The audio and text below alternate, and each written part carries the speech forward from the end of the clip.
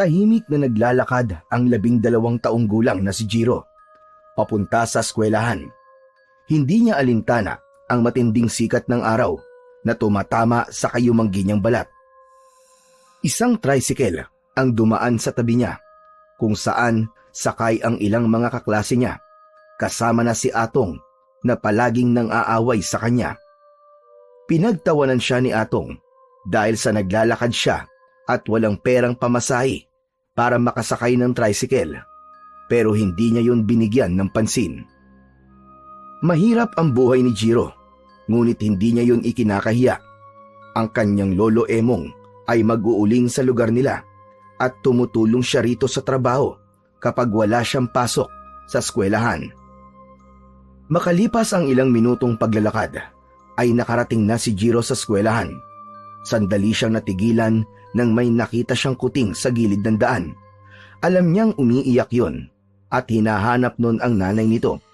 Yumukod siya at kinuha ang kuting. "Naku, kawawa ka naman. Ano nangyari sa'yo? Nasaan ang nanay mo?" Panay lang ang nyaw ng pusa. Luminga si Jiro hanggang sa isang puting pusa ang lumapit sa kanya. Ibinaba niya ang kuting dahil alam niya na ang pusang yun ang nanay nito. "Oh, ayan na ang anak mo ah. Huwag mo na siyang hayaan na mahiwalay sa'yo." Napangiti si Jiro nang magkasamang umalis ang 2 pusa. Mahilig talaga sa mga hayop si Jiro. Sa sobrang pagmamahal niya sa mga ito, ay kinakausap niya ang mga ito na para bang naiintindihan siya ng mga hayop. Hindi niya alam ang dahilan kung bakit may ganun siyang ugali.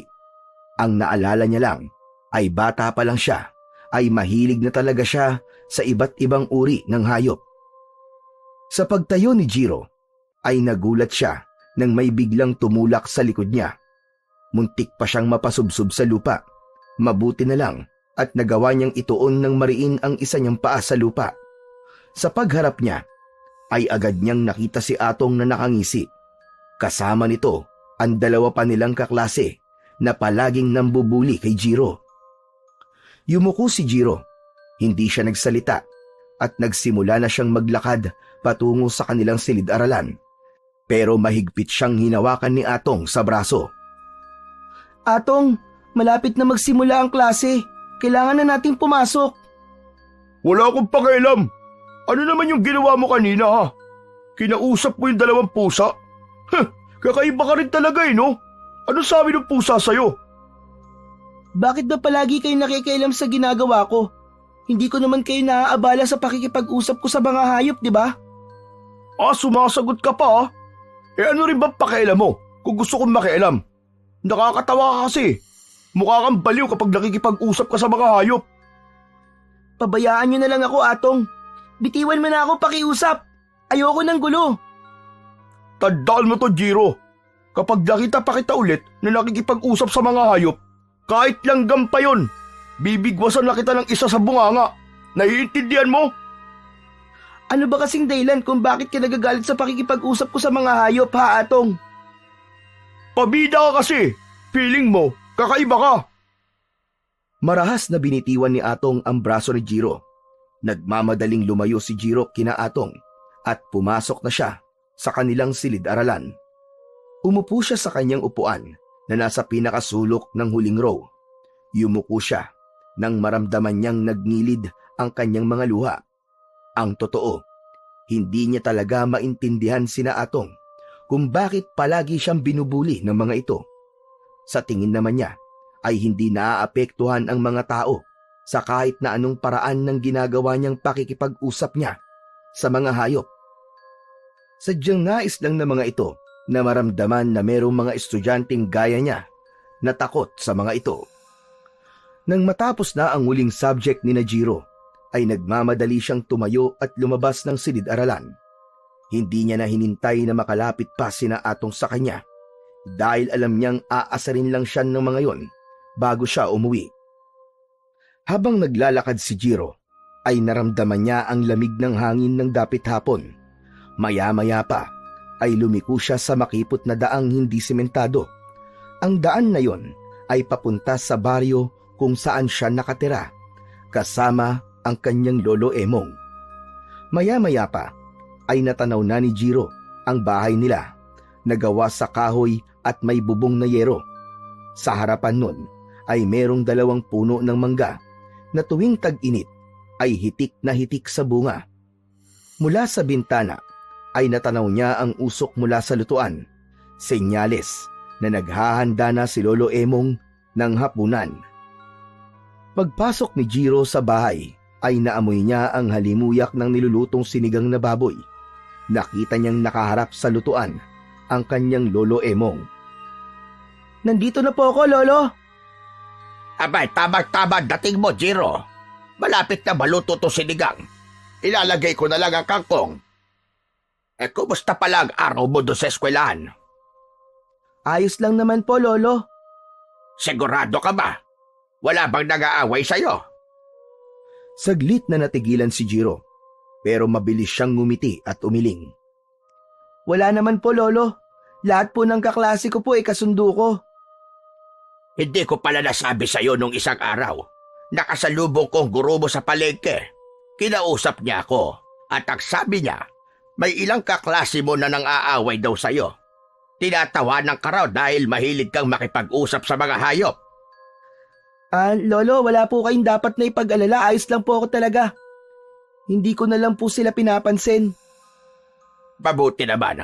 Tama yun na po. Huwag mong hahayaang maapektuhan ka sa sinasabi ng iba. Wala kang ginagawang masama sa pakikipag-usap mo sa mga hayop.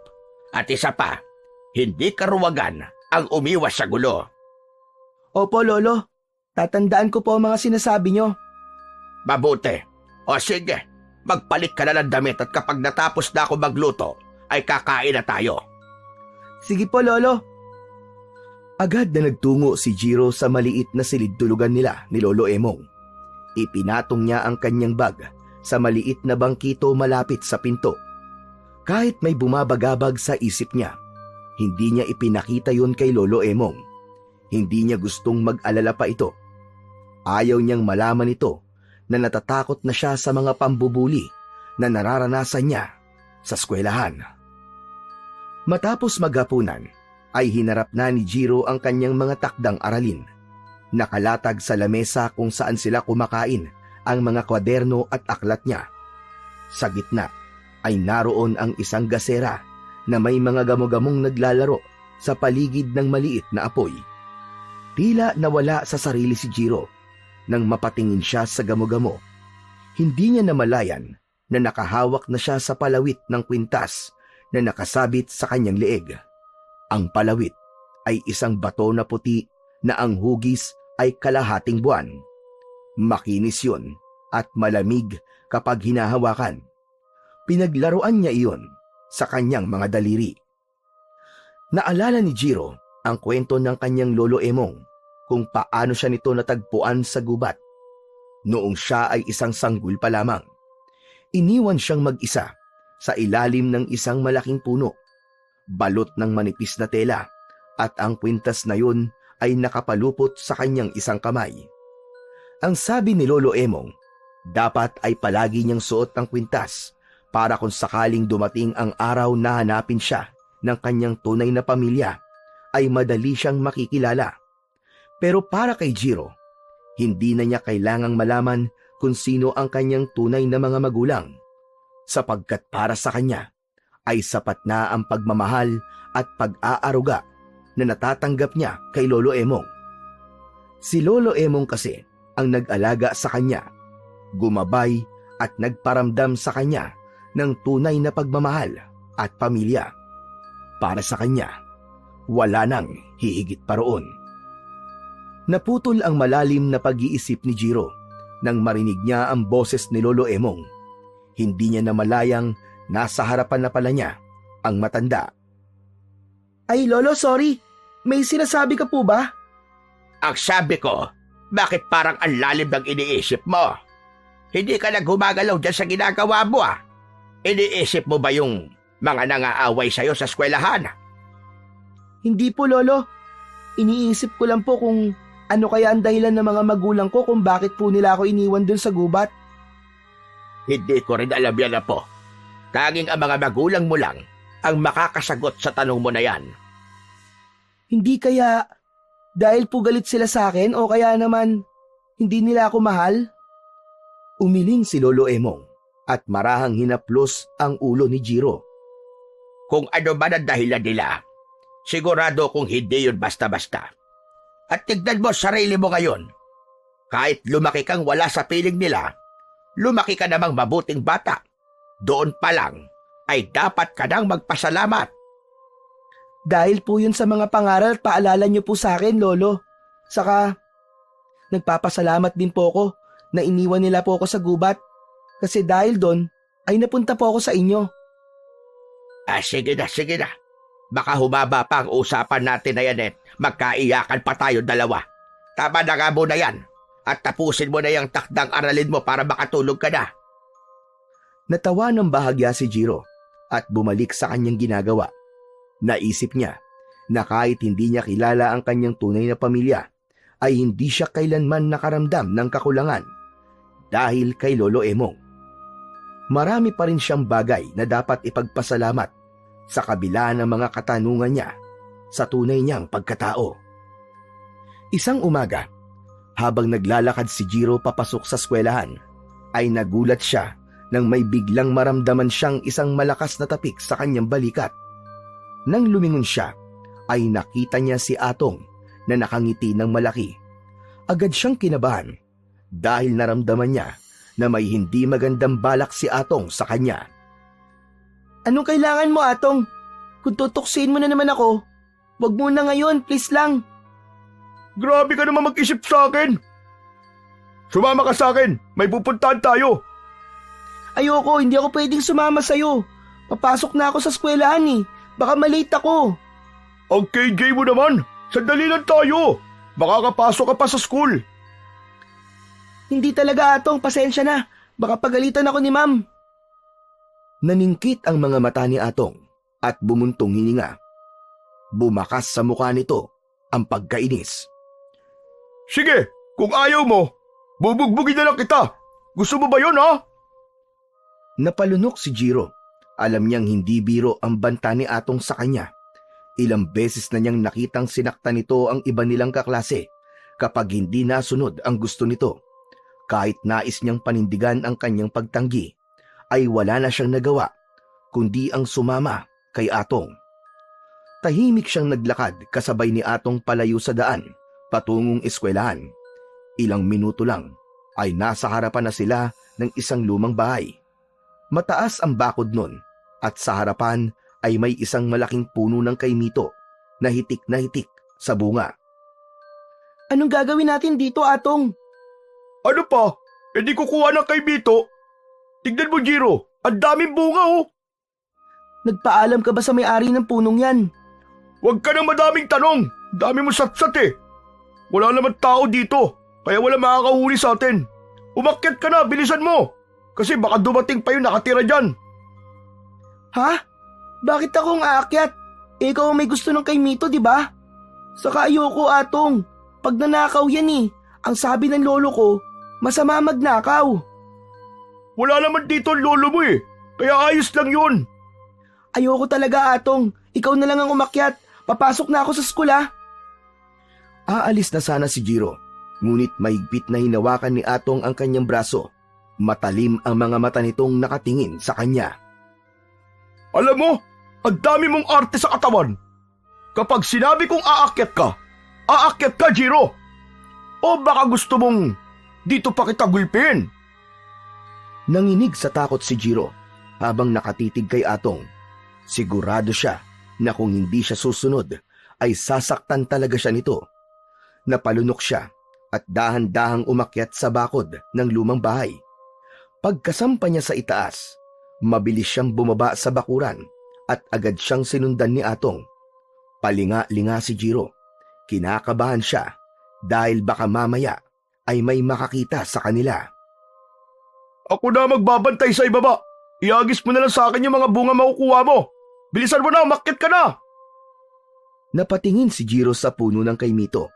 Mataas yun, kaya medyo kinabahan siya. Pero wala na siyang nagawa, kundi simulan ang pag-akyat.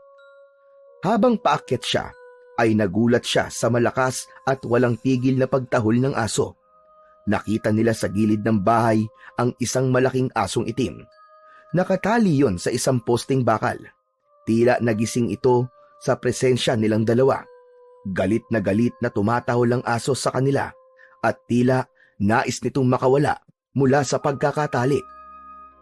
Naku Atong, may aso! Umalis na tayo, baka lapain pa tayo niyan! Nakatali naman eh. Tumigil ka na nga sa kakareklamo mo. Bilisan mo na. Hindi tayo aalis dito hanggat wala tayong nakukuhang kay Mito. Walang nagawa si Jiro, kundi ituloy ang pag-akyat. Maingat niyang pinili ang matatabang sanga upang masiguro na hindi siya malalaglag hanggang sa marating niya ang bahagi ng puno na may pinakamaraming bunga. Kumuha siya ng mga hinog na kay Mito at isa-isang ibinato pababa kay Atong na mabilis namang sinalo nito. Ngunit hindi tumigil ang aso sa pagtahol. Lalong lumalakas ang tahol ng aso hanggang sa nakita ni Jiro na naputol na ang tali ng aso. Nanlaki ang mga mata niya nang sumugod ang aso kay Atong. Atong! Takbo, bilis! Napasigaw sa takot si Atong. Nagmamadali itong umakyat sa bakod. Ngunit sa pagmamadali nito ay nakabitaw ito at bumagsak ito ng paupo sa lupa. Nang makita ni Jiro na ilang dipa na lang ang layo ng aso kay Atong, ay malakas siyang sumigaw. Wag!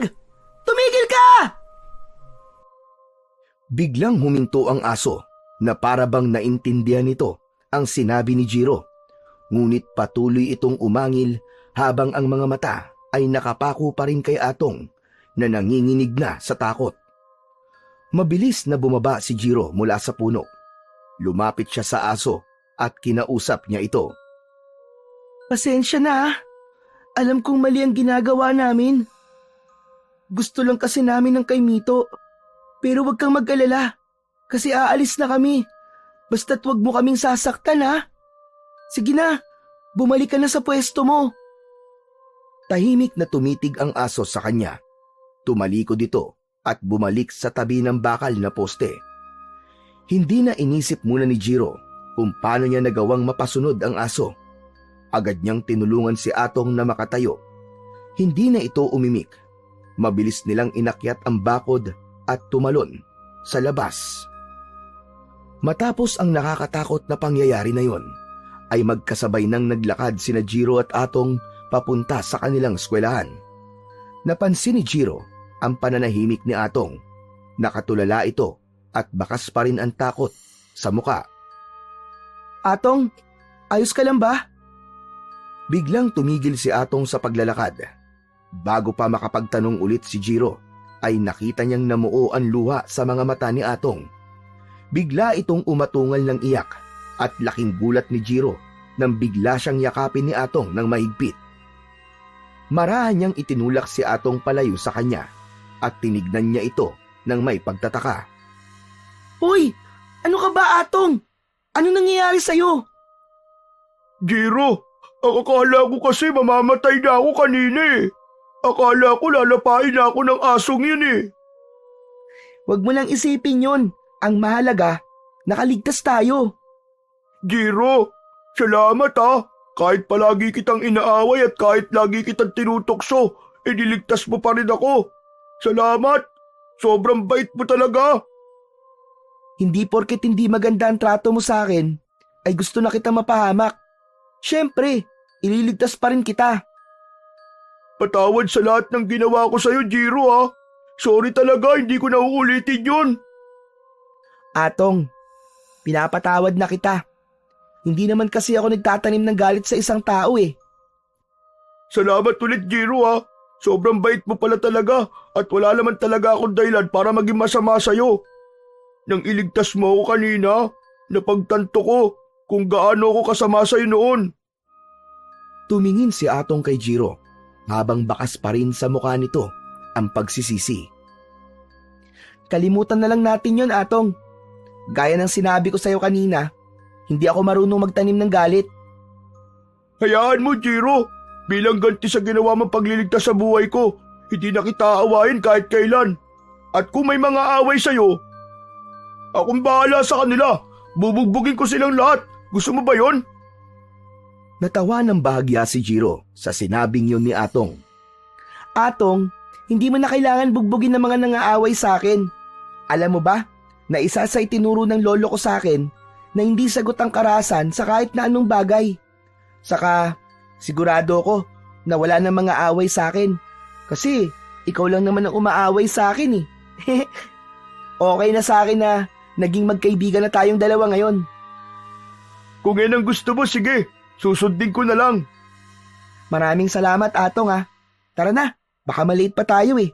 Alam mo naman ng parusa kapag late sa first subject, di ba? Baka mapatayo tayo sa labas, ang init-init pa naman ngayon. Masayang nagpatuloy sa paglalakad ang dalawa. Nang sandaling yun, ay walang pagsidlan ng kasiyahan si Jiro.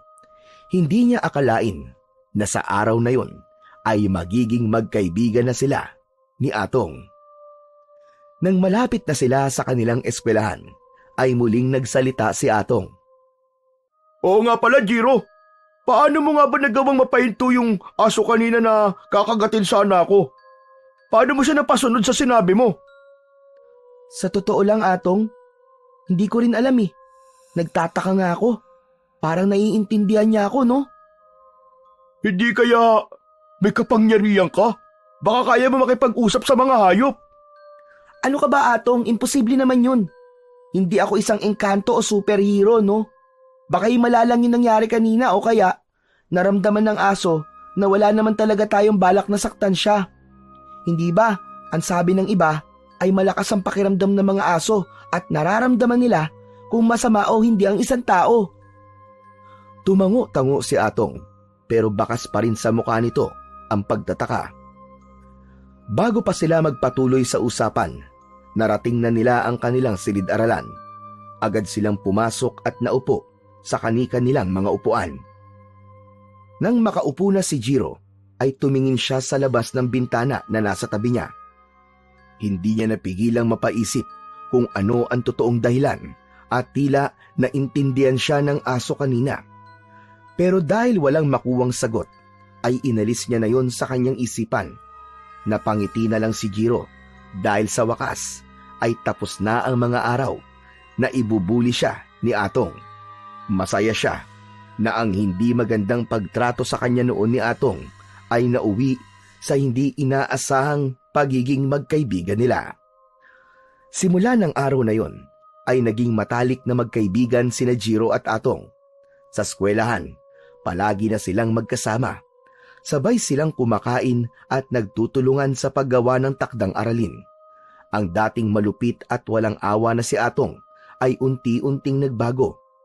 Hindi na ito nangaaway at sa halip ay nagiging mapagprotektang kaibigan siya kay Jiro. Isang gabi, mahimbing na natutulog si Jiro sa tabi ni Lolo Emong nang bigla siyang magising dahil sa mahinang pag-ungol ng matanda.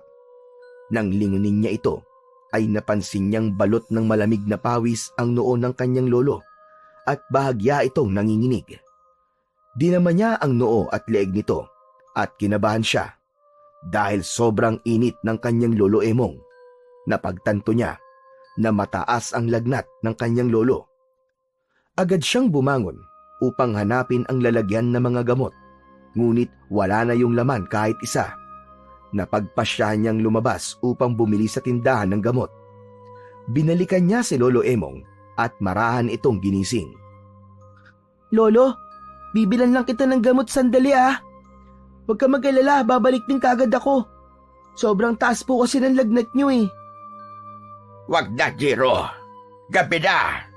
Bukas na lang ng umaga ako iinom ng gamot. Hindi po pwedeng hindi kayo makainom ng gamot ngayon, Lolo. Babalik din po ako kagad. Huwag po kayong mag-alala sa akin. Mabilis na kumuha ng barya si Jiro at lumabas na siya ng bahay. Tahimik ang paligid habang naglalakad si Jiro sa madilim na kalsada.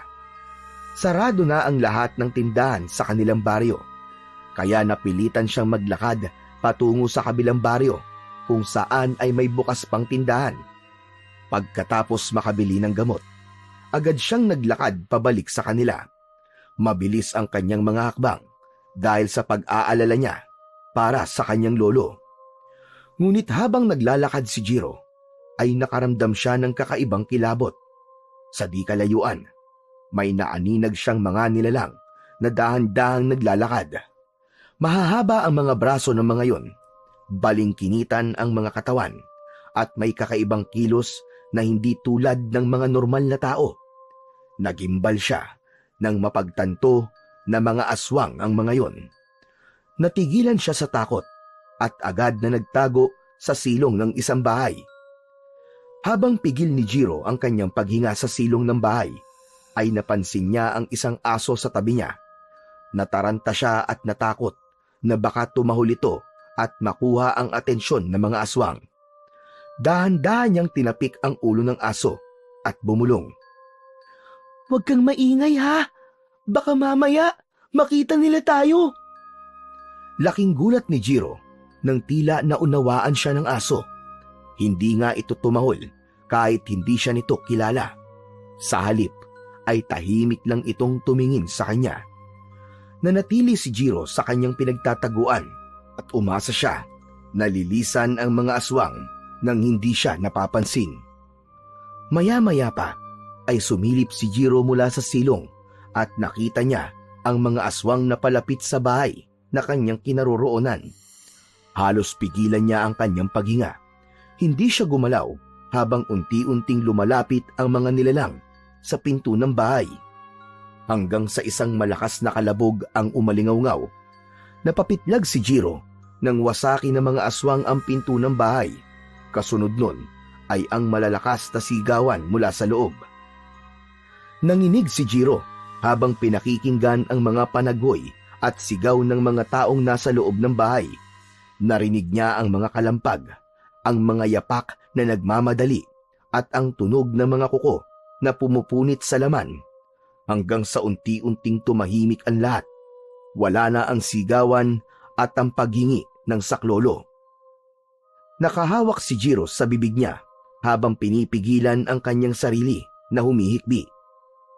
Ilang sandali pa, nakita ni Jiro na lumabas na ang mga aswang sa bahay at naglakad palayo hanggang sa tuluyan ng mawala ang mga yon sa kanyang paningin.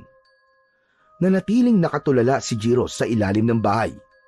Hindi niya magawang gumalaw. Nang medyo naimasmasa na siya, ay marahan siyang lumabas mula sa kanyang pinagtataguan. Hindi niya tinapunan ng tingin ang loob ng bahay dahil alam niyang hindi maganda ang makikita niya roon. Pabilis siyang tumakbo pauwi sa kanila. Pagkarating ni Jiro sa kanilang bahay, ay nakita niya si Lolo Emong na nakaupo sa papag habang umiinom ng mainit na salabat.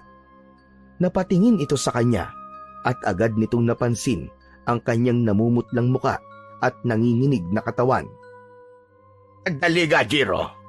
Bakit parang takot na takot ka? May nagyari ba? Ayos ka lang ba po? Ano kasi Lolo may asong humabol po sa akin. Pero wag po kayong mag-alala kasi okay lang po ko. Tinitigan siya ng matanda na para bang sinusuri kung nagsasabi siya ng totoo o hindi. Saglit itong nanahimik bago tumango. At sabi ko kasi sa'yo, delikado na lumabas ng 10 oras ng gabi. Butit nakabalik ka na maayos. Tumango si Jiro at agad niyang iniabot ang biniling gamot kay Lolo Emong. Kumuha siya ng isang baso ng tubig at inabot yun sa matanda. Ito po ang tubig, Lolo. Inumin niyo na po ang gamot niyo. Kinuha yon ni Lolo Emong at agad na ininom ang gamot. Pilit nang ngumiti si Jiro, pero sa loob-loob niya ay hindi pa rin niya maalis sa isip niya ang nakitang karumal-dumal na pangyayari. Hindi niya alam kung kaya niyang sabihin yun kay Lolo Emong, pero nang sandaling iyon ay naisip niyang ilihim muna ang nangyari dahil baka mag-alala ang kanyang lolo. Nang sumunod na araw, nasa ilalim ng puno ng mangga na nasa likod ng isang lumang classroom si Jiro. Hawak niya ang isang banana cue at sa malamig na nasa plastic na merong straw. Hindi niya magawang kumain dahil ang isip niya ay patuloy na bumabalik sa nangyari noong nakaraang gabi. Nadidinig niya pa rin sa kanyang isipan ang makapanindig balahibong sigaw ng mga biktima ng aswang. Kahit anong gawin niya, hindi niya maalis-alis sa isip niya ang mga eksenang yon. Napalunok si Jiro at hindi niya namalayang nanginginig na ang kanyang kamay. Bigla namang dumating si Atong at umupo ito sa tabi niya. May dala rin itong banana cue. Kanina pa kita hinahanap eh. Sabi ko na nga ba't nandito ka lang? Hindi pinansin ni Jiro si Atong. Nanatili siyang nakatingin sa kawalan habang patuloy sa pagsasalita ang kanyang kaibigan. Narinig mo na ba ang balita, Jiro? Alam mo ba, kagabi, may isang pamilya raw na inatake ng mga aswang sa mismong loob ng bahay nila. Wala raw nakaligtas, patay lahat. Napalunok si Jiro. Narinig niya ang sinabi ni Atong, ngunit nanatili siyang walang imik. Nakakatakot na pala talaga ang lugar natin. Dati-rati, sabi lang na matatanda na may mga aswang daw dito, pero ngayon, totoo na talaga. Gumagala na sila sa gabi. Hoy, kanina pa ako nagsasalita. Nakikinig ka ba? Nagising si Jiro sa malalim niyang pag-iisip. Agad siyang bumuntong hininga at bahagyang ngumiti ng pilit. Oo. Nakikinig ako, Atong. Parang hindi naman eh. Ano bang iniisip mo? Alam ko na yung nangyari kagabi. Ha? Paano? Kasi Atong, nakita ko sila. Yung mga aswang. Kagabi pauwi na ako sa bahay nang may nakita ko mga aswang sa daan. Agad ako nagtago sa silong ng isang bahay. Akala ko ligtas na ako doon.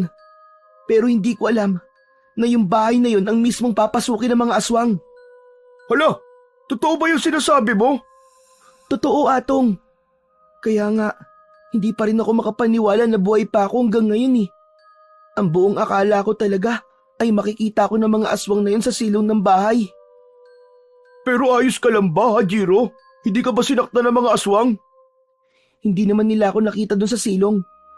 Pero yung takot, Atong. Yung takot, parang hindi na mawala sa isip ko. Pakiramdam ko, palagi silang nakasunod sa akin. Kahit kagabi, hindi ako makatulog ng maayos. Natahimik si Atong, pero nakita ni Jiro sa mukha nito ang labis na pag-aalala. Hindi na rin nagsalita si Jiro at sinubukan niyang kumain. Nang tumunog na ang bell na hudyat na tapos na ang break time, ay magkasama silang bumalik sa kanilang silid-aralan. Tahimik na naglakad si Jiro pauwi sa kanilang bahay. Hanggang sa oras na yon, ay nasa utak pa rin niya ang nangyari nung nakaraang gabi. Kahit kaunti, ay hindi rin nabawasan ang takot na nakalukob sa buo niyang pagkatao. Pagdating ni Jiro sa kanilang bahay, nadatnan niya si Lolo Emong na naghihiwa ng mga gulay. Lumapit siya rito at nagmano. Lolo, bakit po kumilos na po kayo kagad? Magpahinga na po muna kayo at ako na po ang tatapos niyan. Magpapalit lang po ako ng damit. Maayos na pakiramdam ko, Apo. Kaya ko na ito. Nakatulong din naman sa akin ng malaki yung pag-inom ng gamot kagabi. Maraming salamat. Oo nga pala. Alam mo na ba yung balita? May inatake daw ng aswang kagabi dito sa lugar natin. Yung pamilya ni Perneng. Aba, patay daw lahat maging yung dalawa nilang anak na binata. Nakakalungkot na isang gabi ay nawala silang lahat. Narinig ko na po ang balitang yan sa school, Lolo. May isa po akong kaklase na nagkwento sa akin. Nakakatakot na talaga ang panahon ngayon, Jiro.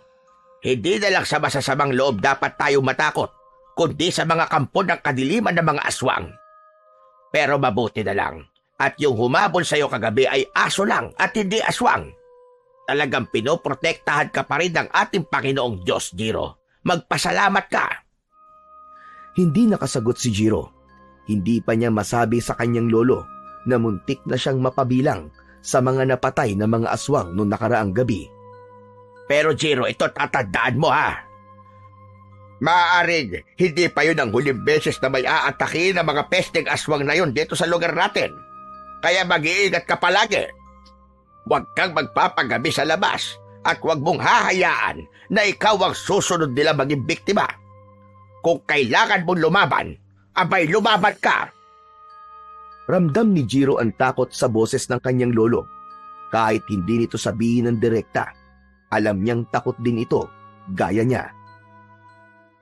Mula nang kumalat ang balita tungkol sa pamilyang pinaslang ng mga aswang, unti-unting binalot ng takot ang buong baryo. Sa pagsapit ng dapit hapon, nagmamadali nang umuwi ang mga tao sa kani-kanilang mga bahay. Wala nang nagtatangka na manatili sa labas kapag madilim na. Ang mga tindahan ay nagsasara ng mas maaga at maging ang mga bata ay hindi na pinapayagang maglaro sa kalsada kahit hindi pa lumulubog ang araw. Ang dating tahimik at payapang baryo ay napuno ng takot at pangamba, lalo na sa pagkagat ng dilim. Sa takot ng mga residente, nagpatayo ang ilan ng mga bakod na yari sa kawayan at matitinik na sanga upang protektahan ang kanilang mga bahay. Ang ilan ay nagsabit ng bawang sa kanilang pintuan, habang ang iba naman ay nag-iwan ng asin sa kani-kanilang mga bintana. Sa gabi, ang ilan ay nagsusunog ng gulong sa labas ng bahay dahil may paniniwala na ang ganung gawain ay makatutulong upang hindi sila lapitan ng mga aswang. Ngunit kahit na anong gawing pag-iingat ng lahat, isang bagay ang malinaw, na wala nang nakakatulog ng mahimbing sa baryo ni Jiro. Isang gabi, biglang nagising si Jiro sa malakas na sigawan mula sa labas. Agad siyang napabangon at lumingon kay Lolo Emong. Nagawa niya ay napabalikwas din dahil sa kanilang narinig. May takot na napatingin si Jiro sa kanyang lolo. Lolo, ano nangyayari sa labas? Bakit may mga nagsisigawang mga tao? Mukhang umatake na naman ang mga aswang. Sandali, at sisiguraduhin kong hindi sila makakapasok dito. Tumayo si Lolo Emong mula sa papag at sumunod naman dito si Jiro. Lalo pang lumakas ang hiyawan ng mga tao. Bago pa sila makalapit sa pinto, ay bigla yung bumukas ng malakas at isang nakakatakot na aswang ang pumasok doon. Nanlilisik ang mga mata ng aswang at may tumutulong malapot na laway mula sa bibig nito. Umatras sila at mabilis na dinampot ni Lolo Emong ang itak na nakasabit sa dingding. Sinugod nito ang aswang pero naagaw ng aswang ang itak at malakas nitong itinulak sa sahig si Lolo Emong. Agad na lumapit si Jiro sa kanyang lolo. Tumakbo ka na, Jiro! Tumakas ka na! Iligtas mo ang sarili mo! Hindi, Lolo! Hindi po kita kayang iwan dito, Lolo! Sa isang iglap, dinakma ng aswang ang braso ni Jiro at Lolo Emong. Marahas silang hinila ng aswang palabas ng bahay. Halos hindi makapagsalita si Jiro sa sobrang bilis ng mga pangyayari. Sa labas, nagkalat ang mga tao na nanginginig sa takot habang nakaupo sa lupa. Wala nang nagawa ang maglolo, kundi ang maupo na rin. Sa harapan ng mga tao ay may isang mas malaking aswang na nakatayo, mas matangkad kesa sa ibang aswang. May maitim na balat at matatalim na pangil. Naramdaman ni Jiro ang kaba sa kanyang dibdib nang magtagpo ang mga mata nila ni Atong na kasama rin sa mga biyag na naroon. Sa tingin ko, ay narito na kayong lahat.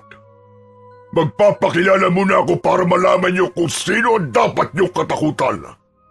Ang pangalan ko ay Hidalgo, at ako ang pinuno ng mga aswang na nasa inyong harapan. Nagtataka siguro kayo kung bakit kami narito. Isang babae lang ang nagsabi sa akin na nasa lugar na ito ang nag-iisang anak ng diwata ng buwan na si Libulan, at hawak ng anak niya na yon ang mutya ng asong gubat. Tahimik lang ang lahat at walang nagkaroon ng lakas ng loob na magsalita. May iba na nag-iiyakan habang magkayakap. Isa lang ang gusto kong mangyari. Isuko niyo sa akin ang anak ni Libulan o ibigay niyo sa akin ang mutya ng asong gubat. Hanggang hindi yun nangyayari, magpapatuloy ang aming pananalakay dito sa inyong lugar at marami pa ang magbubuwis ng buhay. Kaya kung naririnig ako ng anak ni Libulan, isuko mo na ang sarili mo sa akin at ang mutya kung ayaw mong marami pa kaming patayin. Sandaling tinitigan ni Hidalgo ang mga tao bago ito tumalikod at naglakad palayo kasama ang mga alagad nitong aswang. Sa pag-alis ng mga aswang, bumalot ang katahimikan sa buong baryo. May ilang tao ang napahagulgol, samantalang ang iba'y yakap ang kani-kanilang pamilya. Si Jiro naman ay nanatiling nakatulala habang patuloy ang pagbalot ng takot sa kanyang puso. Naramdaman na lang niya ang paghawak ni Lolo Emong sa kanyang braso at marahan itong tumayo. Sumunod na rin si Jiro at walang imik na naglakad sila pabalik sa loob ng kanilang bahay. Pagdating sa bahay, parehas na naupo ang dalawa sa isang mahabang upuan na gawa sa kawayan. Pareho silang nakatulala at hindi makapaniwala sa nangyari. Ang sigawan ng mga tao, ang matatalim na mata ng mga aswang, at ang mga sinabi ni Hidalgo ay paulit-ulit na bumalik sa isip ni Jiro. Lolo, sino po kaya yung tinutukoy ni Hidalgo na anak ng diwata ng buwan? Hindi ko alam, Apo. Ngayon ko lang narinig ang tungkol sa diwata ng buwan na si Libulan. Maging ang sinabi niya na mutya ng asong gubat ay ngayon ko lang din narinig. Napabuntong hininga si Jiro. Lolo, ano nang gagawin natin? Dapat na po ba tayong umalis dito? Wala tayong ibang mapupuntahan, Jiro. Wala tayong magagawa kundi manatili. Ang magagawa na lang natin ay panatilihing ligtas ang ating mga sarili. Lolo, paano po kung malaman niyo po kung sino ang anak ni Libulan? Isusuko niyo po ba siya kay Hidalgo? Sandaling natahimik si Lolo Emong. Tumingin ito sa malayo na para bang sinusukat ang bigat ng tanong ni Jiro. Hindi ko alam, Apo. Mahirap mamili kung buhay ng isa o buhay ng mas nakararami. Hindi nakaimik si Jiro. Mas lalo siyang natakot sa posibilidad na baka isa sa mga kakilala o malapit sa kanya ang hinahanap ni Hidalgo na anak ni Libulan. Mariin niyang naikuyom ang kanyang mga kamay. Hindi niya alam kung ano ang mangyayari sa mga susunod pa na araw. Pero sigurado siyang simula pa lang yun ng bangungot sa kanilang baryo. Isang umaga, nasa loob ng kanilang silid-aralan si Jiro. Nakaupo siya habang nakatingin sa labas ng bintana. Wala pa ang guro nila, kaya maingay ang buong klase. May nagkwekwentuhan, may naglalaro. May ilan ding labas-pasok sa pinto. Bigla niyang nakita si Atong na papalapit sa kanya. Umupo si Atong sa bakanting upuan sa tabi niya. Oh, anong ginagawa mo rito? Baka dumating na si Ma'am. Late naman palagi yun si Ma'am eh. Sigurado ako na mamaya pa yung darating. May itatanong lang ako sa'yo, Jiro. Kilala mo ba kung sino sa baryo natin ang anak ng diwata ng buwan? Hindi ko rin kilala eh. Hindi ko alam. Wala akong idea kung sino. Kahit nga si Lolo Emong, wala ring alam sa bagay na yan eh. Alam mo bang halos lahat ng tao sa atin ay hinahanap na kung sino ang anak ni Libulan? Narinig ko na ang balak ng ibang tao ay maibigay yung anak ni Libulan pati yung mutya bago muling mangyari ang susunod na pagsalakay ng mga aswang.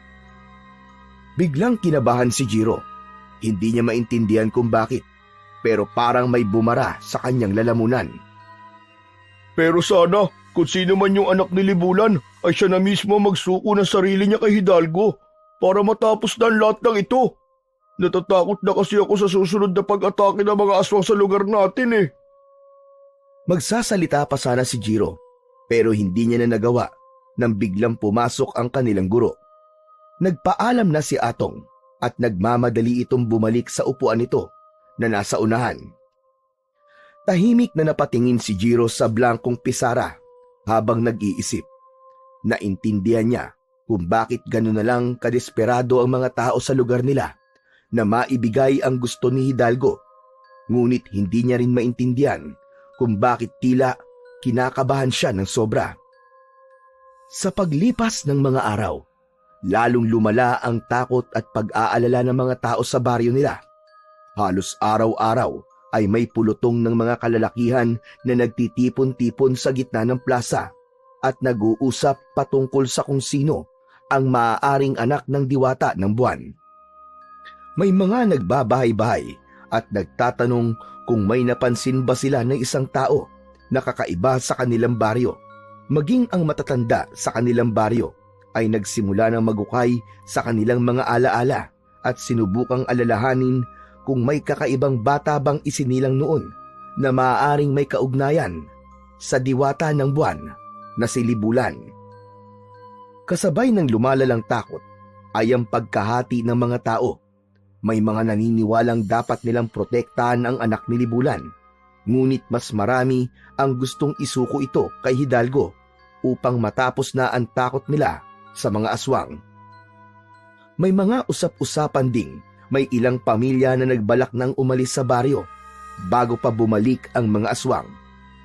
Sa kabila ng lahat, walang makapagbigay ng tiyak na sagot kung sino nga ba talaga ang anak ng diwata, kaya't ang bawat bata at binatilyo ay pinagdududahan ng karamihan na maaaring anak yon ni Libulan. Kinagabihan, habang mahimbing na natutulog si Jiro, ay bigla siyang nahulog sa isang kakaibang panaginip. Sa kanyang panaginip ay nasa gitna siya ng malawak na kagubatan. Bilog ang buwan, kaya kahit paano ay nakikita ni Jiro ang kapaligiran. Mula sa unahan niya ay nakita niya ang isang napakagandang babae. Mahaba ang buhok na tila kumikislap sa kadiliman, at ang puting kasuotan nito ay tila sumasayaw sa mahinang ihip ng hangin. Ngunit sa kabila ng taglay na kagandahan ng babae ay makikitang puno ng takot ang mukha nito. Nagmamadali itong tumatakbo sa gitna ng kagubatan habang bitbit ang isang sanggol na mahigpit nitong yakap-yakap. Huminto ang babae sa ilalim ng isang malaking puno. Luminga ito bago nito maingat na inilapag ang sanggol sa tabi ng isang puno. Inayos ng babae ang puting telang nakabalot sa sanggol. Walang patid ang pag-agos ng luha ng babae. Marahan itong hinaplos ang maliit na mukha ng sanggol bago ito mabilis na tumakbo palayo. Hahabulin sana ni Jiro ang babae, ngunit mabilis itong nawala sa paningin niya at hindi na niya nakita kung saan ito nagpunta. Tila naglaho ito na parang bula sa hangin. Nilapitan ni Jiro ang sanggol na iniwan ng babae. Yumukod siya at hinawi niya ang puting tela na nakatakip dito. Nanlaki ang mga mata niya nang makita niya ang kwintas na gaya ng kwintas niya na nakapalupot sa isang kamay ng sanggol.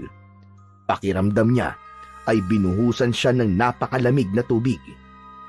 Umangat ang kamay ni Jiro para hawakan ang sanggol.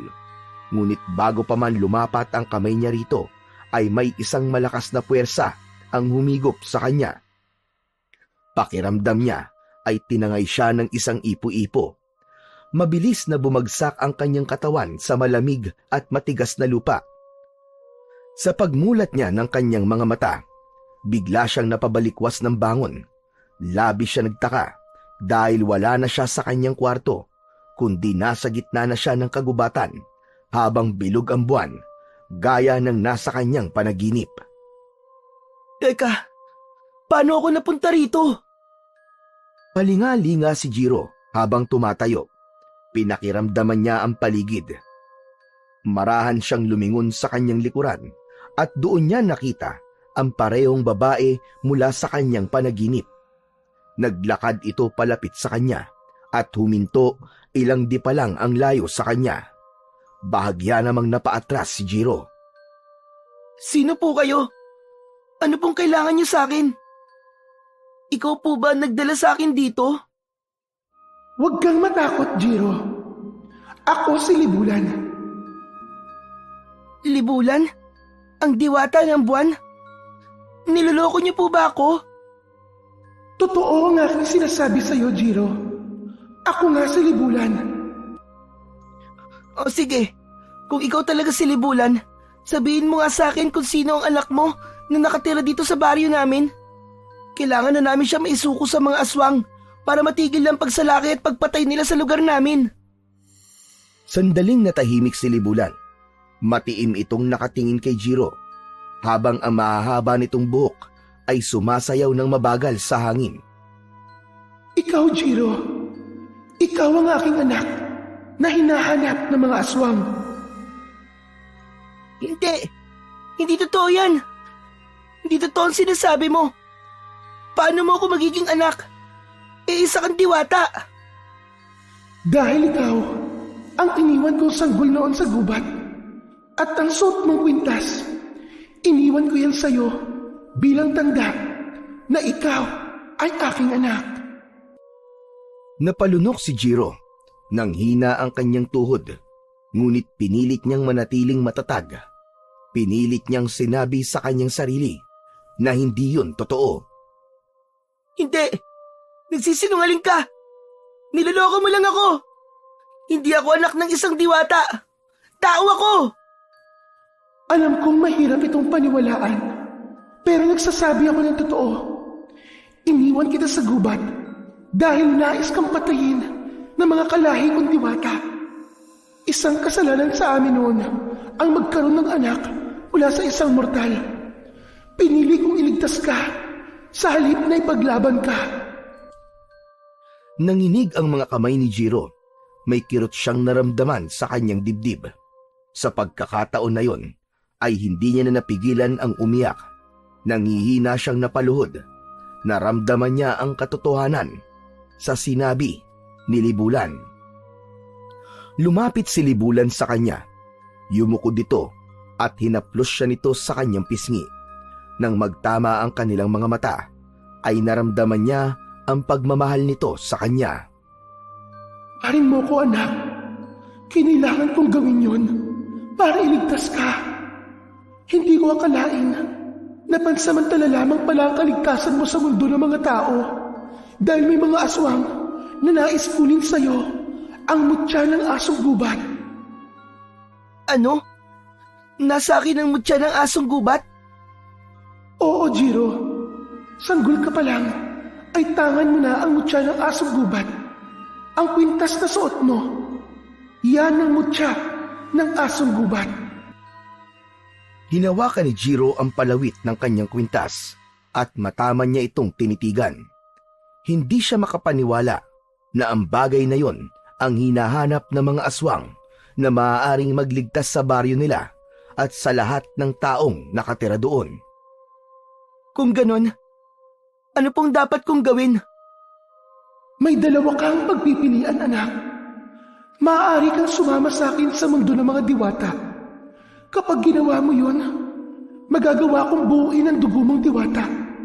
Magiging isa kang ganap na nilalang ng liwanag. At hindi ka na mahahabol pa ng mga aswang. Ano po yung isa kong pagpipilian? Maaari kang manatili sa mundo ng mga mortal upang harapin ang mga aswang at ipaglalaban mo ang mga mahal mo sa buhay. Natahimik si Jiro. Sa isipan niya, naisip niya si Lolo Emong at si Atong na nag-iisa niyang kaibigan. Bukod doon, ay naisip niya rin ang mga tao sa baryo nila na patuloy na nabubuhay sa takot at pangamba. Kung pipiliin ko po manatili rito, paano ko po lalabanan si Hidalgo? Ang sagot ay nasa kwintas mo, anak. Ang mutya ng asong gubat. Isa itong sandata laban sa kasamaan. Ngunit nasa iyo kung paano mo ito gagamitin. Kung ganun po, paano ko magagamit ang mutya ng asong gubat para labanan po mga aswang? Ang mutyang yan ay hindi pangkaraniwan. Isa itong makapangyarihang mutya na may natatanging kakayahan. Ano pong ibig niyong sabihin? Sa oras na magising, ang kapangyarihan nito ay magiging mas malakas ka at mas mabilis kumpara sa isang normal na tao. Lahat ng sandata na iyong hahawakan ay magiging makapangyarihan. Magagawa mo maunawaan ang lahat ng uri ng hayop. Kung dati, ikaw lang ang nakikipag-usap sa kanila, ngayon ay makakausap mo at maiintindihan sila.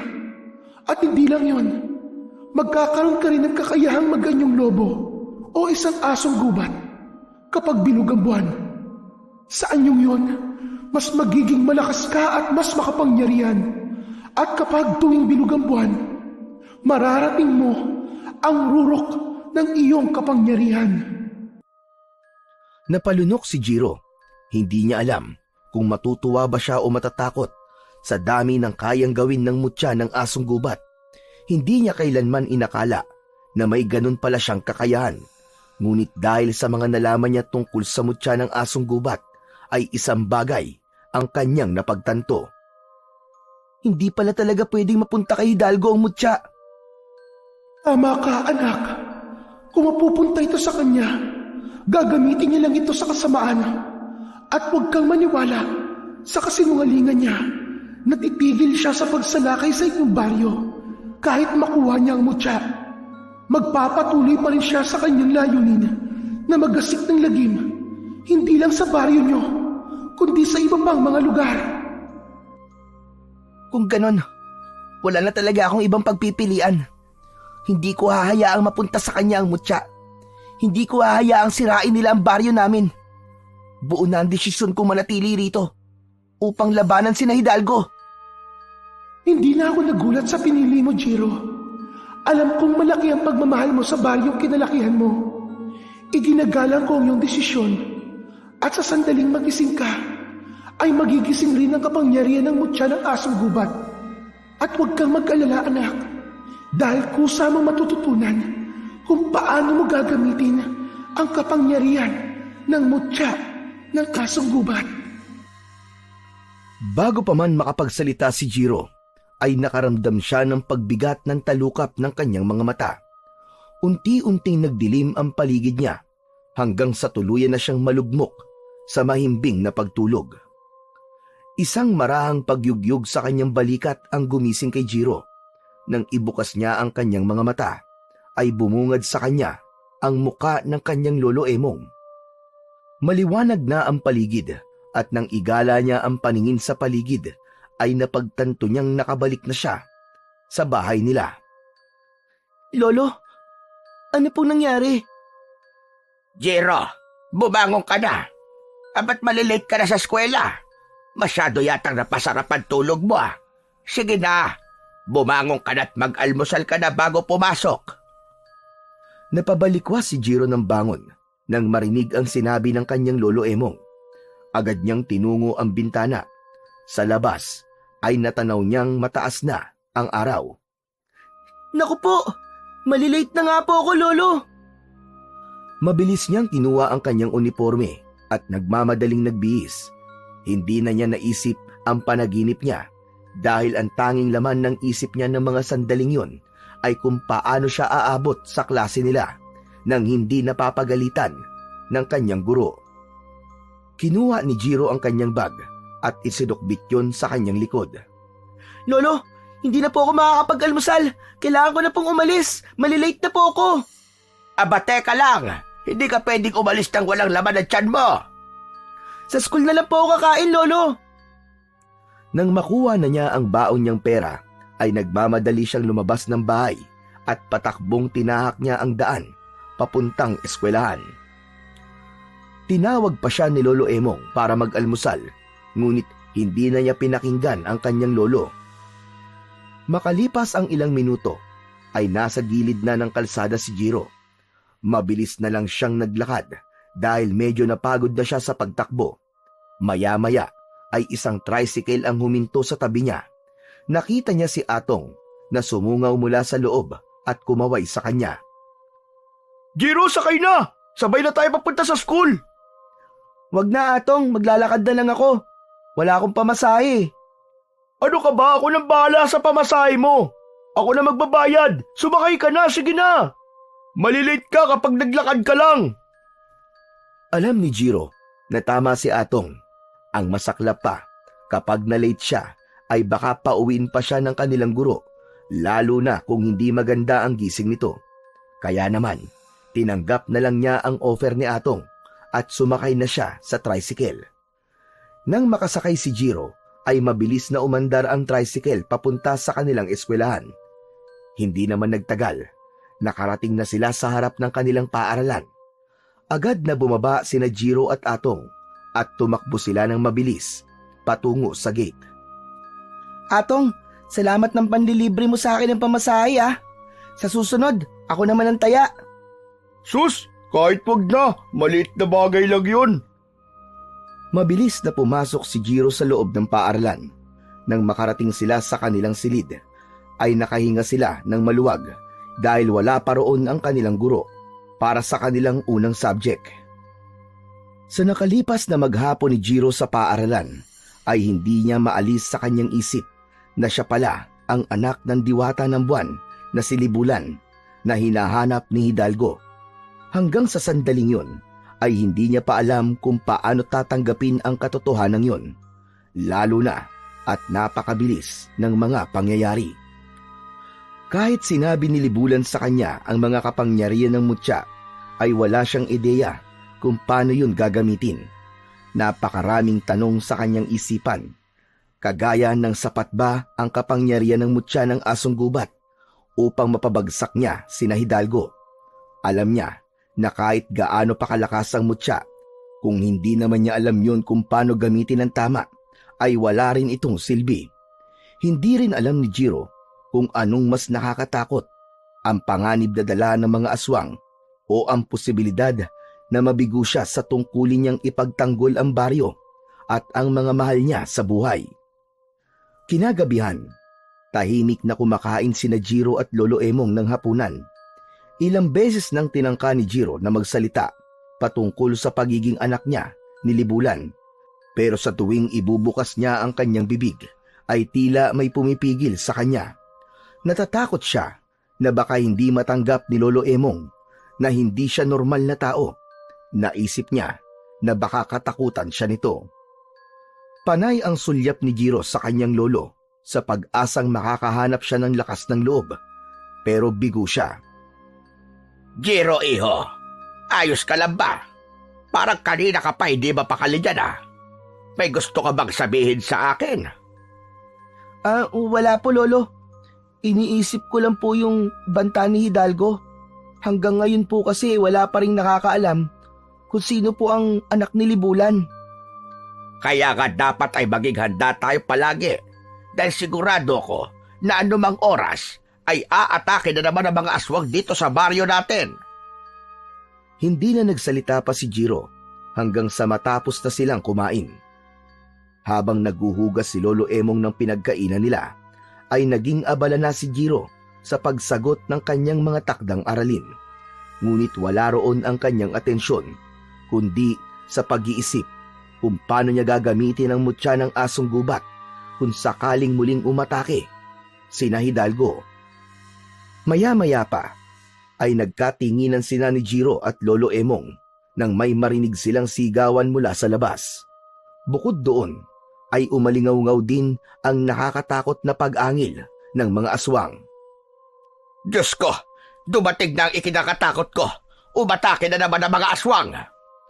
Agad na naisip ni Jiro na yun na ang tamang pagkakataon para subukan niya ang kapangyarihan ng mutya ng asong gubat. Kaya lang ay hindi niya alam kung paano niya yun gagamitin, gayong magkasama sila ni Lolo Emong. Hindi siya handa na malaman ito na siya ang anak ng diwata ng buwan. Mabilis na lumapit si Lolo Emong kay Jiro. Mahigpit niya tong hinawakan sa kamay. Ano pong gagawin natin, Lolo? Magdadasal tayo. Yun lang ang kaya natin gawin sa ngayon. Magkasabay silang lumuhod sa harap ng kanilang maliit na altar. Habang taimtim na nagdarasal si Lolo Emong, ay panay ang linga ni Jiro sa paligid. Patuloy ang kaguluhan sa labas ng kanilang bahay at patuloy rin si Jiro sa pag-isip ng paraan kung paano siya makakatakas. Ilang minuto na ang lumipas pero wala pa ring tigil ang sigawan ng mga tao sa labas. May mga humihingi ng tulong at may mga umiiyak. Tumingin si Jiro kay Lolo Emong na mariing nakapikit habang patuloy na bumibigkas ng panalangin. Naisip niya na wala na siyang mapagpipilian kundi ang umalis at lumabas sa kanilang bahay upang matulungan niya ang mga tao. Mabilis na tumayo at tumakbo palabas ng bahay si Jiro. Labis na nagulat ang lolo niya sa kanyang ginawa. Jiro! Saan ka pupunta? Abay pambihira kang bata ka! Bumalik ka rito! Narinig ni Jiro ang sigaw ng kanyang lolo, ngunit hindi siya lumingon. Hindi siya huminto sa pagtakbo dahil ang tanging nasa isip niya ay ang labanan ang mga aswang. Mabilis siyang nagtungo sa likod ng kanilang bahay at tinungo niya ang makapal na talahiban.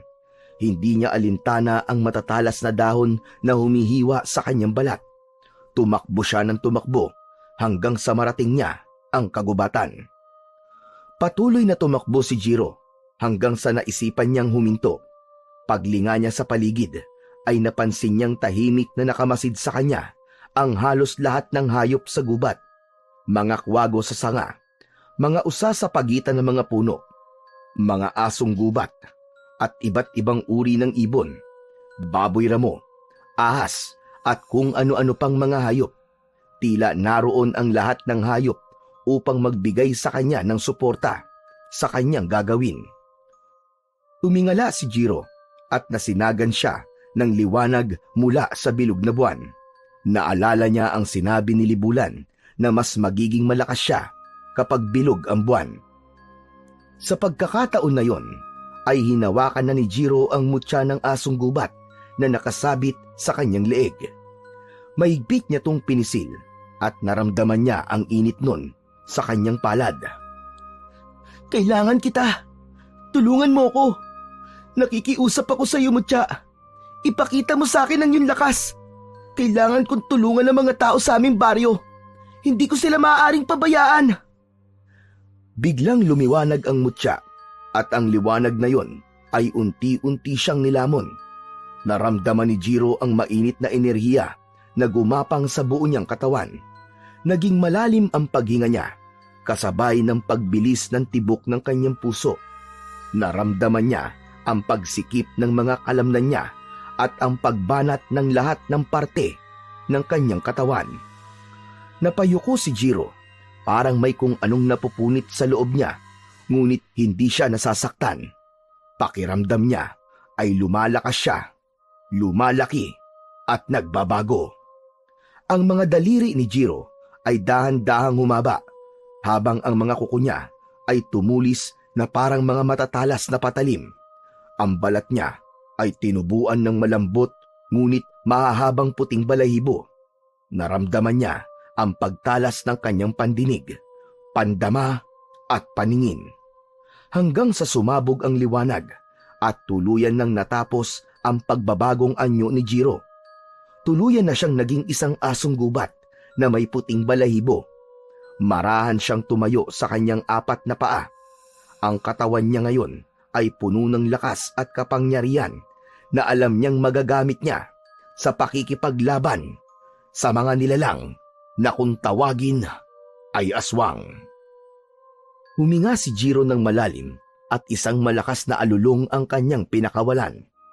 Tumingin siya sa direksyon kung saan naroon ang kanilang baryo at mabilis siyang tumakbo sa direksyon na yon.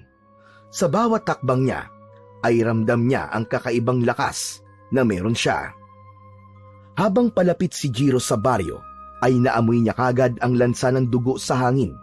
Narinig niya ang iyakan ng mga tao, ang pagtili ng mga bata, at ang nakakapanindig balahibong halakhak ng mga aswang.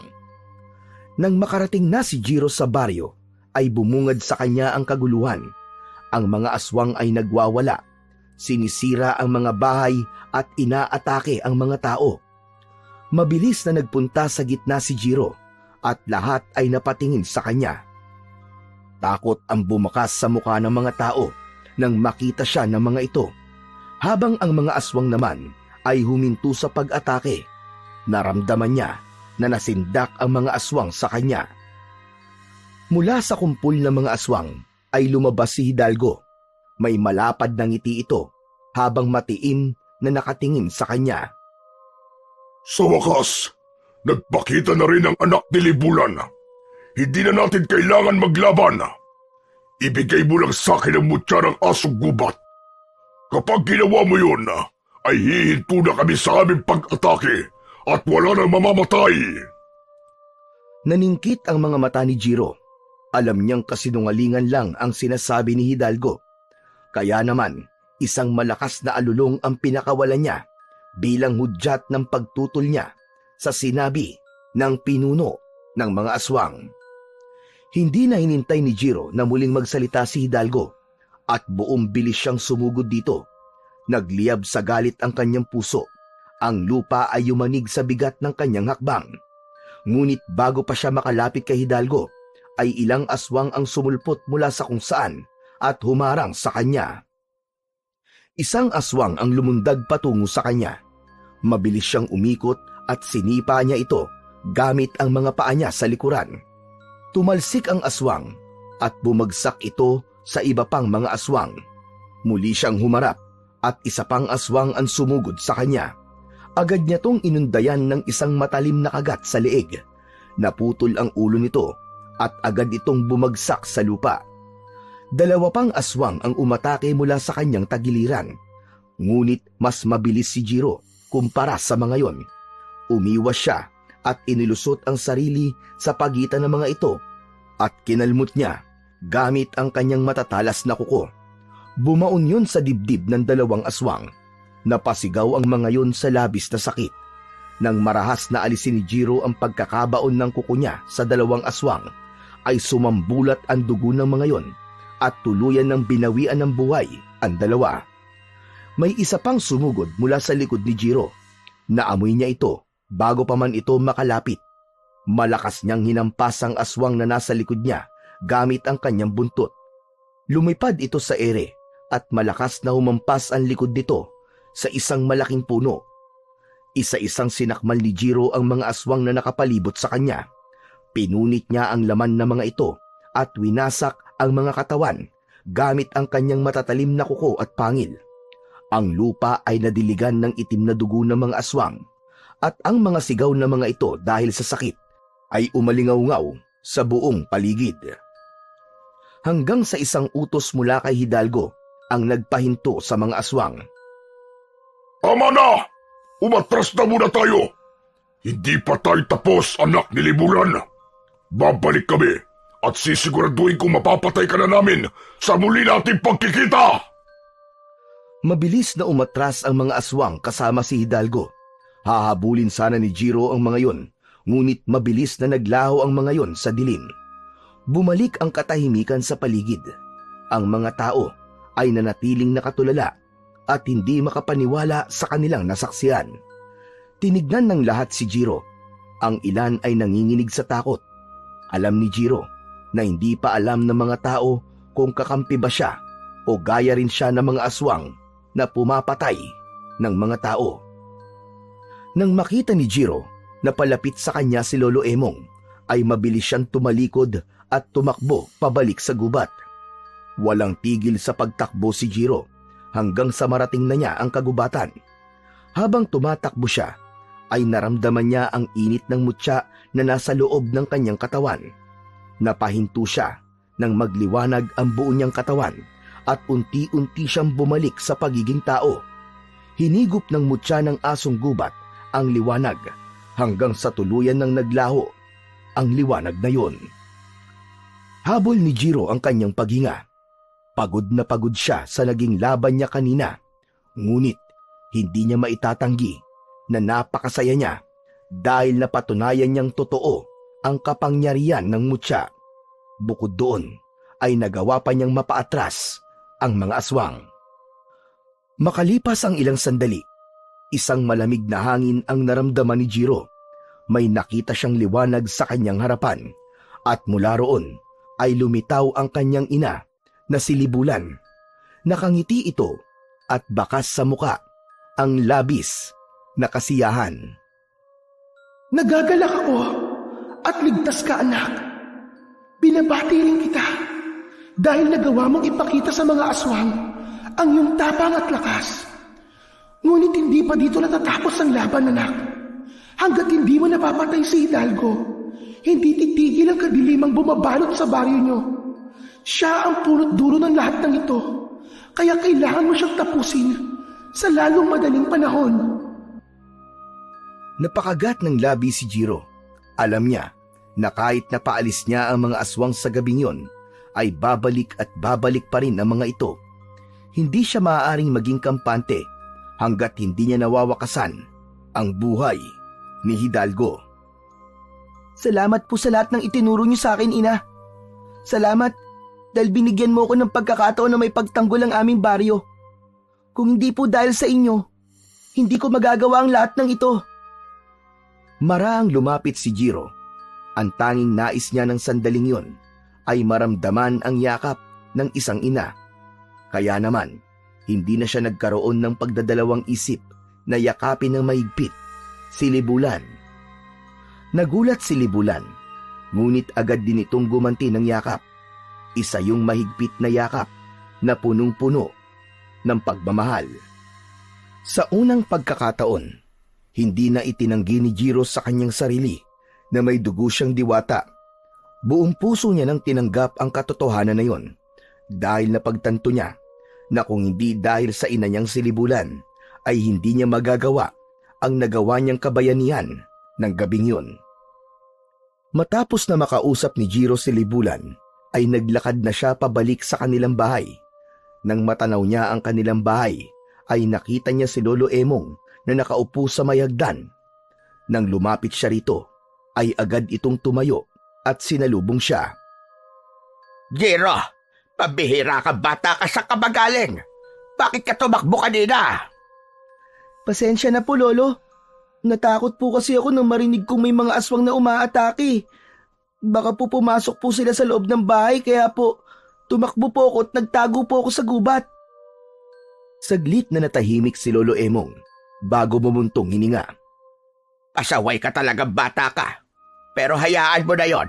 Ang mahalaga ay ligtas ka. Pero sana naman, kung nais mo magtago, sabihin mo muna sa akin para alam ko at hindi ako nag-aalala sa'yo. Opo, Lolo. Biglaan po kasi. Hindi na po mauulit. Pero alam mo ba ang nangyari kanina? May isang malaking puting asong gubat ang dumating. Nilabanan nito mga aswang at napaatras niya ang mga aswang. Kung hindi dahil sa asong gubat na yon, baka mas marami pang namatay na mga tao. Talaga po? Ibig sabihin, meron na po pala tayong tagapagtanggol laban sa mga aswang. Sana nga. Sana totoo ngang tagapagtanggol ang asong gubat na yon. Hindi nakaimik si Jiro. Nais niyang sabihin sa lolo niya na hindi nito dapat pagdudahan ang puting asong gubat sa layunin nito kung bakit ito nakipaglaban sa mga aswang. Pero mas pinili niyang manahimik na lamang. Hala, sige na. Bukas na lang natin pag-usapan ito at matulog ka na. Alam kong pagod ka rin. Tumango si Jiro. Pumasok na sila sa kanilang bahay at dumiretso sila sa papag. Pagkahiga ni Jiro ay agad niyang naramdaman ang pagod mula sa naging laban niya kanina. Sa isang iglap, napapikit siya at agad na nilamon ng mahimbing na pagtulog. Maliwanag na nang magising si Jiro. Napahikab siya at tumingin sa paligid. Medyo tanghali na. Alam niya na hindi siya ginising ng lolo niya dahil wala siyang pasok sa eskwelahan. Bumangon na siya at nagtungo sa hapagkainan. May nakahain na doon na kanin, pritong isda at pritong itlog. Nagtimpla siya ng kape at nagsimula na siyang mag-almusal. Napangiti si Jiro nang maalala ang nangyari nung nakaraang gabi. Hindi pa rin siya makapaniwala na nagbago siya ng anyo at naging isa siyang asong gubat. Maya-maya pa, bumukas ang pinto at pumasok si Lolo Emong na may dalang isang bayong na puno ng gulay. Aba, gising ka na pala, Jiro. Mabuti, para may katulong ako magluto mamaya. Saan po kayo galing, Lolo? Nagpunta ako sa palengke kanina. Habang papunta nga ako ron, ay nakasalubong ko yung kaklase mong si Atong. Hinahanap ka nga eh. At sabi ko ay tulog ka pa. At sabi niya, mahihiramin daw siyang libro sa'yo. Sabi ko puntahan ka na lang rito. Nagpunta na ba siya? Hindi pa po. Tuloy-tuloy po kasi ang tulog ko eh. Malamang nagpunta na yun dito at hindi ka nalang ginising nang kunin niya yung libro na hinihiram niya sa'yo. Magsasalita pa sana si Jiro nang may maramdaman siyang kakaiba sa kanyang leeg.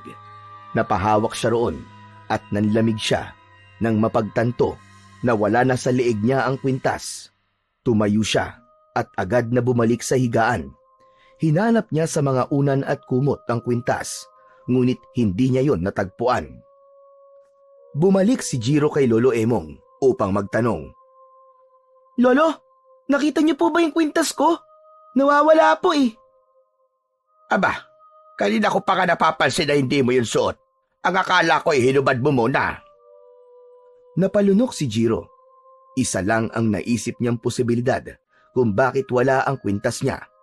Tanging si Atong ang naisip niyang salarin dahil ito lamang ang pumasok sa bahay nila. Kaya hindi na siya nagdalawang isip. Nagmamadali siyang lumabas ng bahay at tinungo ang bahay ni na Atong. Walang tao roon nang dumating siya pero nakabukas ang pinto. Tahimik na pumasok si Jiro at iginala niya ang mata sa paligid. Sa isang maliit na lamesa ay nakita niya ang kanyang kwintas. Agad niya yung nilapitan at kinuha. Hindi niya maintindihan kung bakit yun kinuha ni Atong. Gayong sigurado siyang walang alam si Atong sa kung ano talaga ang kwintas niya. Aalis na sana si Jiro pero pagharap niya ay nakita niya ang kaibigang si Atong na nakatayo sa may pintuan. Namumutla ito habang nakatingin sa kwintas na hawak ni Jiro. Ibalik mo sa akin ang kwintas, Jiro! Kailangan kong ibigay ang kay Hidalgo para matapos ng pagsalakay ng mga aswang sa baryo natin! Nagulantang si Jiro sa kanyang narinig. Alam mo kung ano ang kwintas ko na to? Oo, alam ko na yan ang mutya ng asong gubat at hindi lang yun ang nalaman ko. Alam ko na rin kung sino ka. Ikaw ang anak ng diwata ng buwan na si Libulan. Matamang nakatitig si Jiro kay Atong habang mahigpit ang pagkakahawak niya sa mutya. Hindi niya alam kung paanong nalaman ni Atong ang kanyang lihim. Paano mo nalaman ng lahat ng yon, Atong? Sinundan ko kagabi ang puting asong gubat nang mapaatras niya ang mga aswang. Nakita ko na ang asong gubat at ikaw ay iisa. Nakita ko rin na nakipag-usap ka kay Libulan at base sa pag-uusap nyo, alam kong ikaw ang anak niya. Kaya Jiro, ibigay mo na lang kay Hidalgo ang mutya. Kapag ginawa mo yun, titigil na mga aswang sa pagsalakay nila sa baryo natin. Hindi na tayo mabubuhay sa takot. Hindi totoo yan, Atong. Kung ibibigay ko kay Hidalgo ang mutya, mas lalo lang siyang lalakas. Hindi siya titigil sa kasamaan niya. Kahit mapunta pa sa kanya ang mutya, ay sigurado kung hindi siya titigil sa pagsalakay sa baryo natin. Hindi solusyon ng pagsuko, Atong. Kailangan labanan natin si Hidalgo. At gagawin ko ang lahat para tapusin ang kasamaan niya. Pinapangako ko yun. Nanatiling tahimik si Atong. Maya-maya pa ay nanginig ang balikat nito hanggang sa bumagsak ang mga luha nito. Nilapitan nito si Jiro at tinapik ito sa balikat. Patawad, Jiro. Natakot lang kasi ako eh. Ayoko may masaktan at mamatay pa kaya kinuha ko sa iyo mutya para ibigay sana kay Hidalgo. Hindi ko naisip na malaki ang posibilidad na nagsisinungaling siya sa ipinangako niya na sa oras na maibigay natin sa kanya ang mutya ay titigil siya sa pag-atake. Naiintindihan kita, Atong. Alam kong natatakot ka at hindi kita masisisi. Pero sana, magtiwala ka sa akin. Hindi ako papayag na manaig ang kasamaan ni Hidalgo. Tatapusin ko siya at ang paghahasik niya ng lagim. Pero sana ay wala mo nang ibang makakaalam sa nalaman mo tungkol sa akin, ha? Mangako ka, Atong. Mangako ka na wala kang ibang pagsasabihan. Pangako, Jiro. Walang makakaalam ng sikreto natin. Patawad ulit. Patawarin mo ko. Isang matipid na ngiti ang pinakawalan ni Jiro. Matapos yun, ay nagpaalam na siya kay Atong at nagsimula na siyang maglakad pabalik sa bahay nila. Lumipas ang ilang gabi na tahimik ang baryo ni Jiro. Walang mga aswang na sumalakay pero hindi naging kampante si Jiro. Naniniwala siya na muling sasalakay sina Hidalgo sa gabing hindi nila inaasahan. At hindi nga nagkamali si Jiro. Isang gabi, muling nagising sina Jiro at Lolo Emong sa malalakas na sigawan ng mga tao. Lumapit sila sa bintana at sumilip. Nagkalat ang mga aswang sa labas at sa gitna ng kaguluhan ay nakatayo si Hidalgo na may malaking ngiti sa labi. Lumabas ka, anak ni Libulan! Magpakita ka sa akin! Ngayon mo ko harapin! Alam ni Jiro na hindi na siya dapat magsayang ng oras at kailangan niya ng kumilos. Mabilis siyang tumakbo palabas, pero bago pa siya makarating sa pintuan, ay mahigpit siyang hinawakan ni Lolo Emong sa kanyang braso. Saan ka pupunta, Jiro? Hindi ka pwedeng lumabas. Hindi na kita hayaang magtago na naman sa kung saan. Lolo, hindi po ako magtatago. Lalaban po ako. Lalabanan ko po si Hidalgo. Ano bang pinagsasasabi mo, bata ka? Nahihibang ka na ba, Jiro? Huminga ng malalim si Jiro at napagtanto niyang yun na ang tamang oras para malaman ng lolo niya ang buong katotohanan. Lolo, wag po kayo mabibigla sa sasabihin ko po sa inyo. Ang totoo po, ako po ang puting asong gubat. At ang kwintas ko, ito po ang mutya ng asong gubat. Ako po ang anak ni Libulan na hinahanap ni Hidalgo. Huwag po kayo mag-alala, Lolo. Kaya ko pong labanan si Hidalgo. Magtiwala lang po kayo sa akin. Nanginginig ang mga kamay ni Lolo Emong habang nakatitig kay Jiro. Bakas sa mukha nito ang pagkabigla. Nang lumuwag ang pagkakahawak nito sa kanya, ay agad siyang tumakbo palabas ng bahay at nagtungo siya sa likod ng kanilang bahay. Doon ay pumikit siya at hinawakan ang mutya. Sinubukan niyang maging asong gubat pero hindi siya nagtagumpay na magbagong anyo. Napatingala si Jiro sa kalangitan at doon niya napagtanto na hindi bilog ang buwan. Nanlamig siya nang mapagtanto niyang wala siyang kakayahan na maging isang asong gubat. Pero hindi pa rin siya nawalan ng pag-asa. Kinuha niya ang itak na nakapatong sa ibabaw ng mga panggatong na kahoy.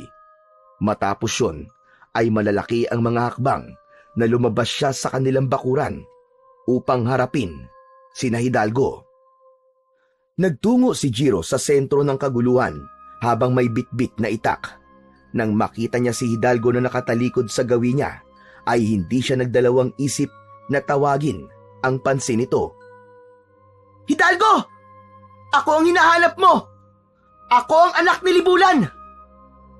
Mabilis na lumingon si Hidalgo at malakas na tumawa.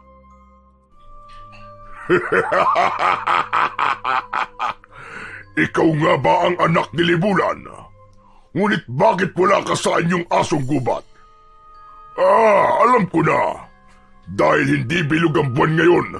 Tama ba ako? Akala mo ba ay hindi ko malalaman ang kahinaan mo? Bata, sinabi sa akin ng isang babaylan na hindi ka magiging asong gubat kapag hindi buo ang buwan. Asong gubat man ako o hindi, pababagsakin pa rin kita! Kung ganoon, patunayan mong kaya mo ko, anak ni Libulan.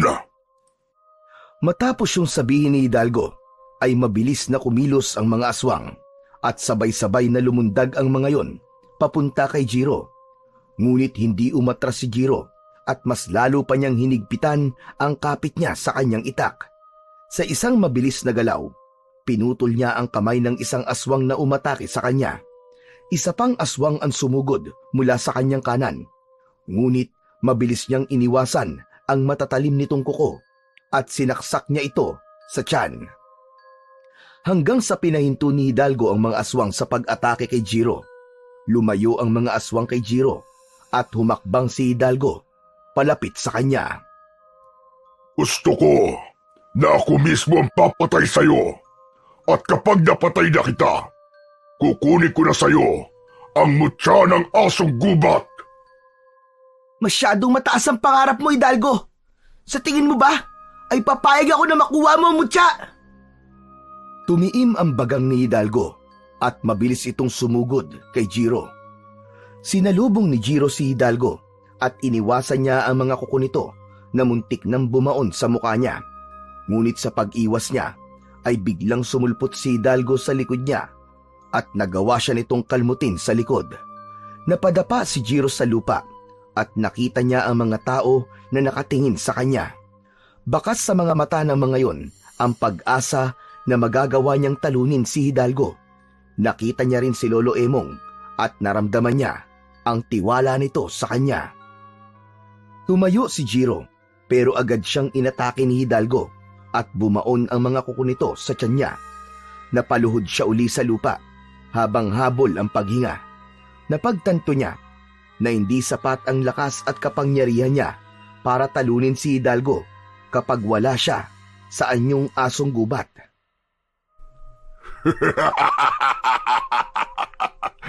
Nasaan na ang yabang mo kanina, bata? Wala kang laban sa kagaya ko! Bumagsak si Jiro sa lupa habang walang tigil ang pagbalong ng dugo sa mga sugat niya. Hanggang sa isang ideya ang pumasok sa kanyang isipan. Kahit nangihina, ay pilit pa rin siyang tumayo. Mahigpit niyang hinawakan ng mutya at ubod lakas siyang sumigaw. Mga hayop sa kagubatan! Tinatawag ko kayong lahat! Tulungan niyo akong paslangin ang mga halimaw na to! Ilang segundo lamang ang lumipas bago nagsimulang magkaroon ng kakaibang presensya sa paligid. May mga ibon na lumipad galing sa kagubatan. May mga ahas din na dumating. Maging ang mga baboy ramo ay lumabas mula sa masukal na kakahuyan. At ang iba pang mababangis na hayop mula sa gubat ay dumating bilang tugon sa pagsamo ni Jiro. Nagulat si Hidalgo nang makita ang pagdating ng mga hayop. Sabay-sabay na sinugod ng mga hayop si Hidalgo. Tinuka ito ng mga ibon sa muka. Ang mga ahas naman ay mabilis na gumapang sa katawan nito at nilingkis ito upang hindi makagalaw si Hidalgo. Ang iba namang hayop ay kinagat si Hidalgo. Walang nagawa si Hidalgo kundi ang sumigaw habang pinupuksa ito ng mga hayop. Nang makita ni Jiro na labis nang nahihirapan si Hidalgo, ay inutusan niya ang mga hayop na lubayan na si Hidalgo. Nang lumayo ang mga hayop kay Hidalgo, ay ginamit niya ang natitira niyang lakas at tumakbo siya ng mabilis patungo kay Hidalgo. Buong puwersa niyang itinarak ang itak sa tapat mismo ng puso ni Hidalgo na labis nitong ikinabigla. Nang hugutin ni Jiro ang itak, ay umikot siya at pinadaan niya ang talim ng itak sa leeg nito na agad nitong ikinasawi. Walang buhay na bumagsak sa lupa ang katawan ng pinuno ng mga aswang na si Hidalgo. Nang makita ng mga aswang ang kamatayan ng pinuno ng mga ito, ay takot na umatras at tumakas sa mga ito. Hinayaan lang ni Jiro na makatakas ang mga alagad ni Hidalgo, ngunit hindi niya kinalimutan na magbanta. Subukan niyong bumalik pa rito at sisiguraduhin kong magagaya kayo sa sinapit ng pinuno niyo! Walang tigil sa pagtakbo ang mga aswang hanggang sa tuluyan ng maglaho ang mga yon sa dilim. Nang wala na ang mga aswang, ay tinignan ni Jiro ang bangkay ni Hidalgo. Hindi pa rin siya makapaniwala na nagawa niyang mapatay ang pinuno ng mga aswang kahit wala siya sa anyong asong gubat. Ngunit alam niya na hindi niya yun magagawa kung hindi dahil sa tulong ng mga hayop sa gubat. Kaya buong puso niyang pinasalamatan ang mga yon.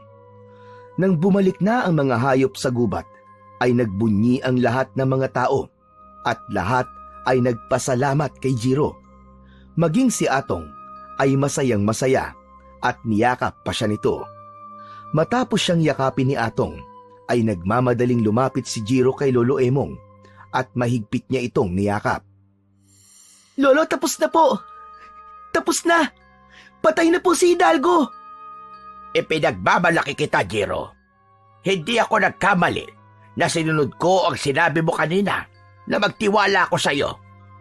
Kaya naman kahit nakikita kong natatalo ka na, ay naniwala pa rin akong magtatagumpay ka.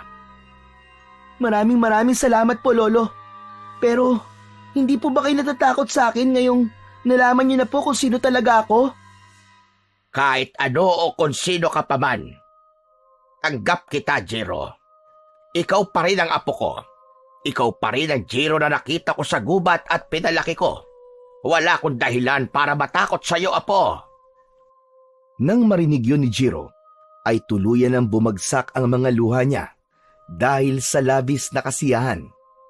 Bukod sa pagpaslang kay Hidalgo, ang pagtanggap sa kanya ni Lolo Emong ang pinakamahalagang bagay na nangyari sa buhay niya ng gabi na yon. Makalipas ang ilang buwan, unti-unting bumalik sa normal ang buhay ng mga tao sa baryo ni Jiro. Sa kabila ng katotohanang naiiba si Jiro sa lahat, tinanggap siya ng mga tao bilang isang bayani. Kasama si Lolo Emong, namuhay si Jiro ng tahimik at payapa.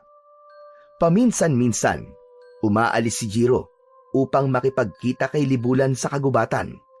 Bagamat nagdesisyon si Jiro na manirahan sa mundo ng mga tao, ay hindi pa rin huminto si Libulan na gampanan ang pagiging ina nito kay Jiro.